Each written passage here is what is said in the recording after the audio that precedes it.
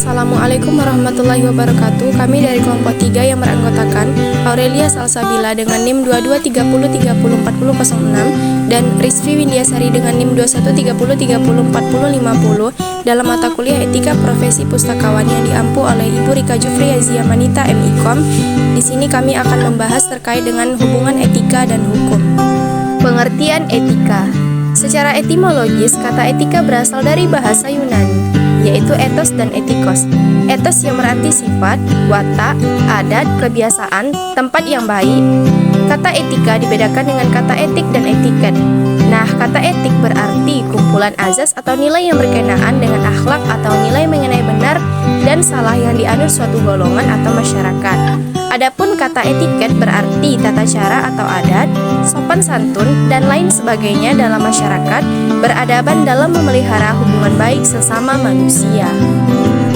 Jadi secara umum, etika dapat diartikan sebagai studi tentang benar atau salah, baik atau buruk dalam perilaku manusia.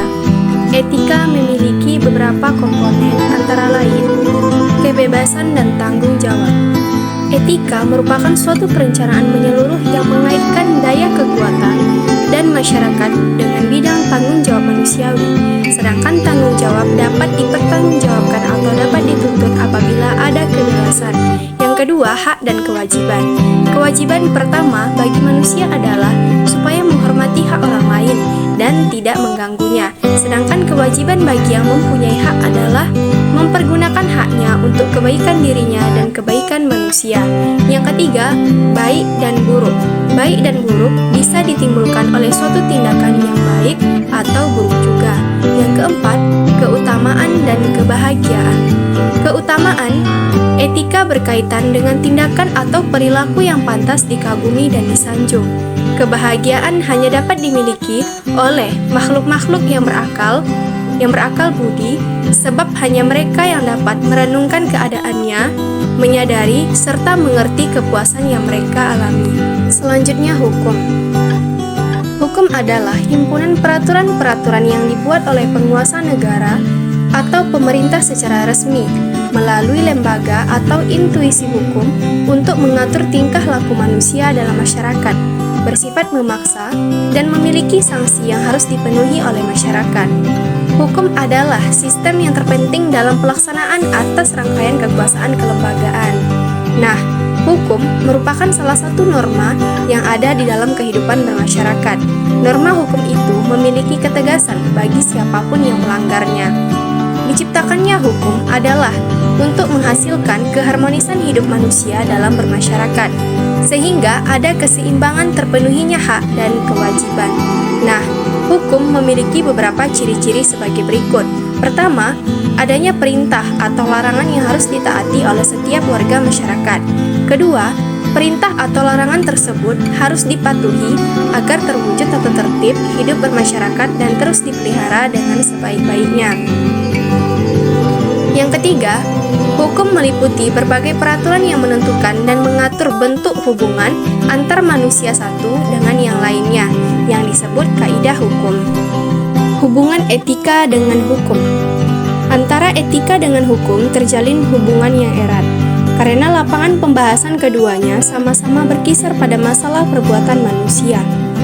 Tujuannya pun sama, yakni mengatur perbuatan manusia demi terwujudnya keserasian, keselarasan, kebahagiaan mereka.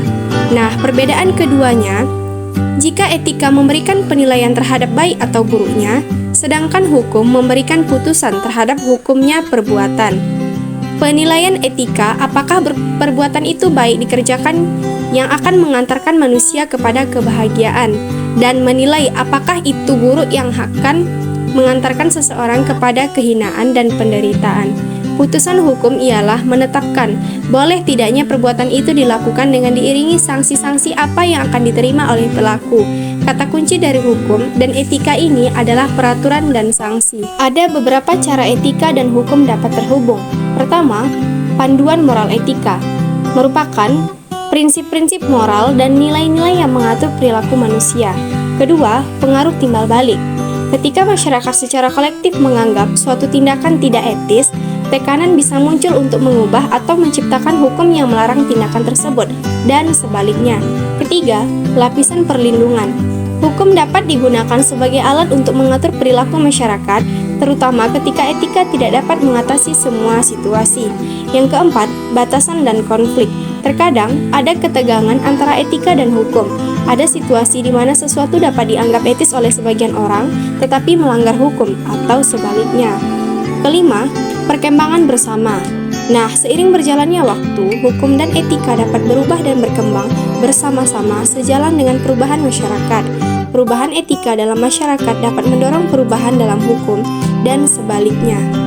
Ada beberapa prinsip etika dalam menegakkan hukum, meliputi: pertama, hormat terhadap martabat manusia. Kedua, kebebasan, yaitu keadilan merupakan keutamaan yang membuat manusia sanggup memberikan kepada setiap manusia lain apa yang menjadi haknya. Ketiga, solidaritas, apapun yang menjadi potensi setiap manusia atau kelompok haruslah dihargai. Keempat, fairness, yaitu dalam sistem demokrasi di negara Indonesia, kekuasaan ada di tangan rakyat. Demokrasi sebagai sistem pemerintahan tidak saja mengatur hidup kenegaraan, tetapi juga kehidupan di ekonomi, sosial, budaya atau culture, dan sebagainya. 5. Tanggung jawab. Konsep pemerintahan Indonesia dapat disingkat dengan dua kata, yaitu demi kesejahteraan umum. Itulah penjelasan terkait dengan hubungan etika dan hukum. Terima kasih. Wassalamualaikum warahmatullahi wabarakatuh.